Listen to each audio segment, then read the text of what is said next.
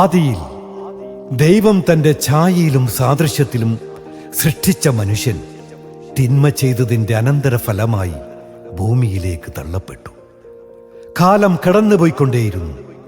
ഭൂമിയിൽ തിന്മകൾ വർദ്ധിച്ചു തുടങ്ങി. ലോകരക്ഷക്കായി ദൈവം തൻ്റെ ഏകപുത്രനെ ഭൂമിയിലേക്ക് അയച്ചു. ഭൂമിയിൽ യേശുവിന് ജന്മം കൊടുക്കുവാനായി നിയോഗിക്കപ്പെട്ട മാതാപിതാക്കളായിരുന്നു നമ്മുടെ ജോസഫും മറിയവും. തൻ്റെ മകന് ജന്മം കൊടുക്കുവാൻ ഒരു ഭവനം തേടിയുള്ള യാത്രയിലാണ് ആ മാതാപിതാക്കൾ. ഓരോ ഭവനത്തിൻ്റെയും വാതിലുകളിൽ പ്രതീക്ഷയോടെ മുട്ടുമ്പോൾ കൊട്ടിയടക്കപ്പെട്ട വാതിലുകളെ ഓർത്ത് ദുഃഖിക്കാതെ തങ്ങൾക്കു ലഭിച്ച കാലിത്തൊഴുത്തിൽ പരിഭവങ്ങളൊന്നുമില്ലാതെ അവർ ഉണ്ണീശോയ്ക്ക് ജന്മം നൽകി. അന്തിയുറങ്ങുവാൻ ഒരു ഭവനവുമില്ലാതെ തെരുവിൽ കഴിയുന്ന സഹോദരങ്ങൾക്കു വേണ്ടി കോട്ടപ്പുറം സെന്റ് മൈക്കിൾസ് നാടകവേദി നിങ്ങൾക്ക് മുൻപാകെ സമർപ്പിക്കുന്നു ഉണ്ണീശോയ്ക്കൊരു ഭവനം.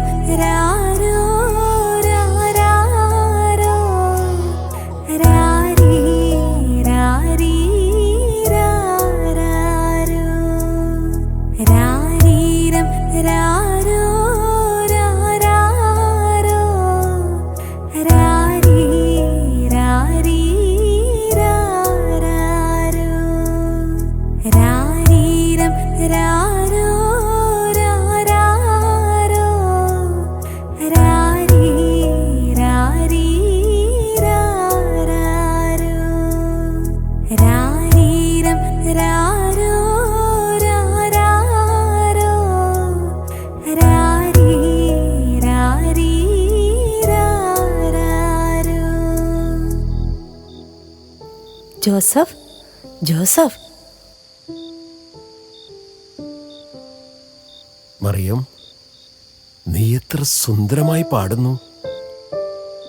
ഇന്ന് ഈ കച്ചയുടെ ചൂട് മാത്രമേ നമുക്കിവനെ സമ്മാനിക്കാനായുള്ളൂവെങ്കിലും അവനിതാ നിന്റെ തരാട്ടിൽ ലയിച്ച് ഉറങ്ങുന്നത് കണ്ടില്ലേ? ജോസഫ്, എൻ്റെ ഈ താരാട്ടുപാട്ടിനപ്പുറം ഏതോ ദിവ്യ ദൂതഗണങ്ങൾ ഇവന്റെ ചാര നൃത്തം ചെയ്ത് പാടി ഉറക്കുന്നത് പോലെയാണ് എനിക്ക് തോന്നുന്നത്. ഈ പുൽത്തൊട്ടിൽ ഒരു ദേവാലയമായി തീർന്നതുപോലെ. എത്ര ആളുകളാ നമ്മുടെ ഈ പൊന്നോമനയെ കാണാൻ വരുന്നത്. അതെ അതെ, ഒരുപക്ഷെ ആ സത്രത്തിൽ വന്നതിനേക്കാളും അധികം പേരാണ് ഈ പുൽത്തൊട്ടിൽ തേടിയെത്തിയത്. നോക്കൂ ജോസഫ്, ആരാ ആ 3 പേർ? ഈ ദേശത്ത് പരിചിതമില്ലാത്ത വസ്ത്രധാരണമാണല്ലോ അവരുടേത്. ദീർഘസഞ്ചാരികളാണെന്ന് തോന്നുന്നു. ജോസഫ്, നോക്കൂ ജോസഫ്, അവരുടെ കണ്ണുകളിൽ ജ്ഞാനത്തിന്റെ തിളക്കം കാണാം. അവരുടെ കാലടികളും ഇങ്ങോട്ട് തന്നെയാണെന്ന് തോന്നുന്നു. ഞങ്ങളെ മനസ്സിലായോ നിങ്ങൾക്ക്? കിഴക്ക് നിന്ന് വരുന്നവരാണ് ഞങ്ങൾ. ഈ യാത്രയുടെ ഉദ്ദേശം എന്താണെന്നല്ലേ? എങ്കിൽ കേൾക്കണം. പുൽമെത്തയിൽ തലചായ്ച്ചുറങ്ങുന്ന ഈ ചോരക്കുഞ്ഞാണ് ഞങ്ങളുടെ യാത്രയുടെ പുണ്യം. എന്നാൽ ശിശുവിനെ വണങ്ങുന്നതിന് മുമ്പ് അവൻ്റെ മാതാപിതാക്കളോട് മാപ്പിരക്കേണ്ടതുണ്ട്. ഇത്രയും ജ്ഞാനികളായ നിങ്ങൾ ഞങ്ങളോട് മാപ്പ് പറയുകയോ?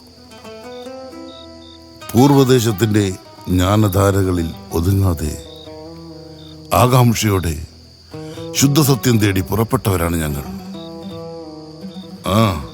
എന്തു പറയാനാ?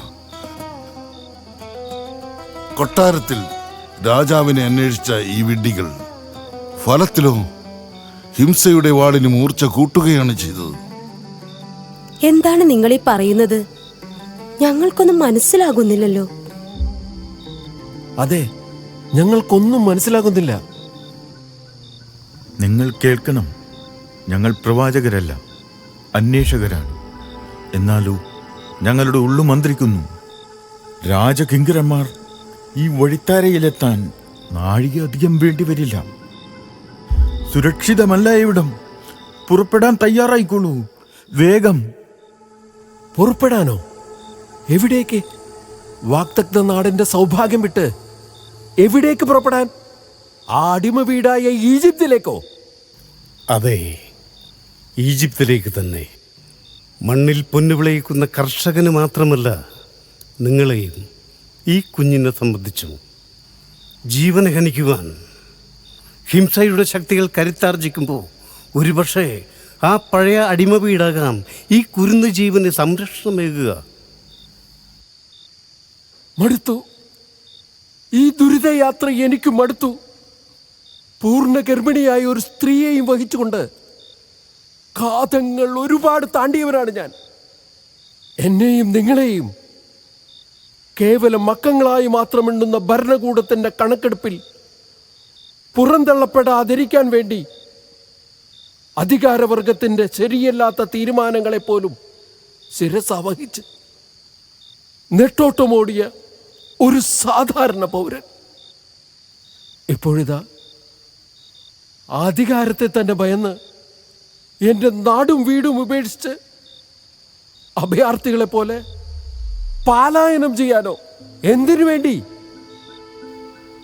നിന്റെ വിഷമം മനസ്സിലാകാഞ്ഞിട്ടല്ല ജോസഫ്. എന്നാൽ നിന്റെ ഇപ്പോഴുള്ള ദേഷ്യത്തെക്കാൾ ഉപരി നാളേക്കായി ഇവൻ ലോകത്തിനു വേണ്ടി ചെയ്യാൻ പോകുന്ന വിപ്ലവങ്ങൾക്കായി നമുക്ക് ഉറ്റുനോക്കാം. ജോസഫ്, ഇവൻ സ്നേഹത്തിന്റെ വിപ്ലവകാരിയാവും. ഇവന്റെ കണ്ണുകളിൽ പ്രകാശമുണ്ട്. ഈ സ്നേഹനിധിയായ കുഞ്ഞിനു വേണ്ടി നീ നിന്റെ ചോദ്യങ്ങൾ മാറ്റിവെക്കണം. അതെ, ഇനിയുള്ള ലോകം ചലിക്കുന്നത് ഇവനിലൂടെയാകും.